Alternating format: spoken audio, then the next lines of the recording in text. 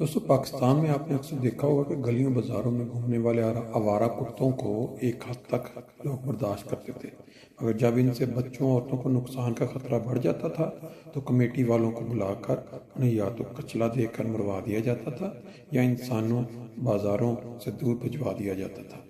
आजकल के दौर में सोशल मीडिया के ज़रिए बहुत से बदबख्त अपने अंदर की जलन या बुग़्ज़ तरह तरह की वीडियोज़ या मैसेजेस के ज़रिए निकाल कर बहुत से सादा सिर्फ अहमदी बच्चों, औरतों, बुजुर्गों को तकलीफ़ पहुंचा रहे हैं।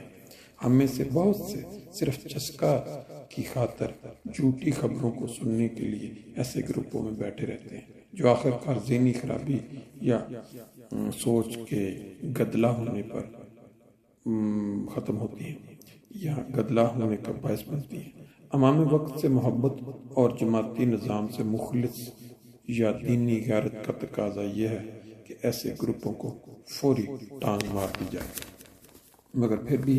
जो इनमें खामोशी से बैठकर अमाम वक्त के खिलाफ गलीज़ इल्ज़ामात, जमाती निज़ाम पे तरह तरह के झूठे इल्ज़ामात सुनकर ना तो उन्हें मुंह तोड़ जवाब देते हैं और ना ग्रुप छोड़ते हैं, उन्हें क्या कहा जाए। आज बड़ा जहाज यह है कि ऐसे बदबख्तों से जिन्होंने अपने वालिदैन की तरबियत को मिट्टी में रोल दिया, ताल्लुक़ या राब्ते मुकम्मल ख़त्म कर लेने चाहिए। अलबत्ता अगर ऐसे मुनाफिकीन की हरकतों को देखने और फिर जवाब देने के लिए अगर वहाँ मौजूद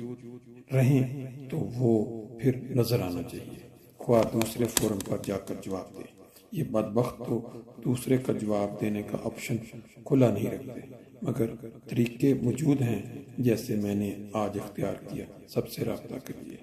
बगैर इजाज़त ये लोग ग्रुपों में लोगों को ऐड कर लेते हैं ताकि इनकी आवाज़ उन तक पहुंचती रहे, मगर कोई अगर इनका मुंह तोड़ जवाब देना चाहे तो उसको ये ऑप्शन मौजूद ना हो।